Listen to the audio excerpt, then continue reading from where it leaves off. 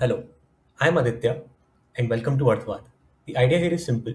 Each episode, I take developments from the world of fintech and financial services that actually matter and break it down. Not just what happened, but why it happened, what it signals, and what it opens up for the people building. There's no shortage of noise in this space, but most of it is just reporting. Arthavad is meant to be the opposite.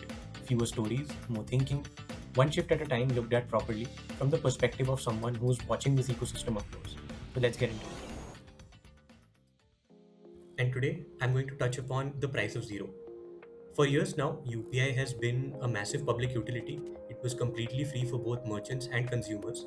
However, last week Lok Sabha passed a bill that has amended the Payment and Settlement Systems Act, which has removed the legal barrier that was keeping these digital rails free.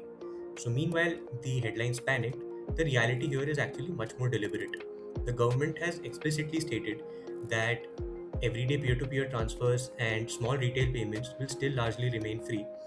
And what this bill actually does is that it creates an enabling framework to eventually apply a nominal merchant discount rate, which is targeted specifically towards high value enterprise transactions.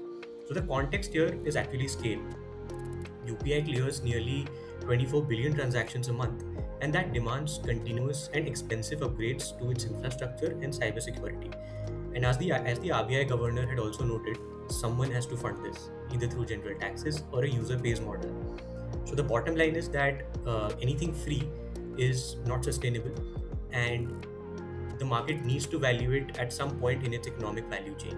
So for builders, this is actually a massive signal. The era of relying on zero fee subsidies for raw merchant acquisition is ending, and the structural advantage now shifts towards the teams that are building resilient enterprise plumbing, reconciliation tools, and control layers that a self sustaining ecosystem will actually pay for. That's how I'm reading it. I am Aditya, and this is Arthavad.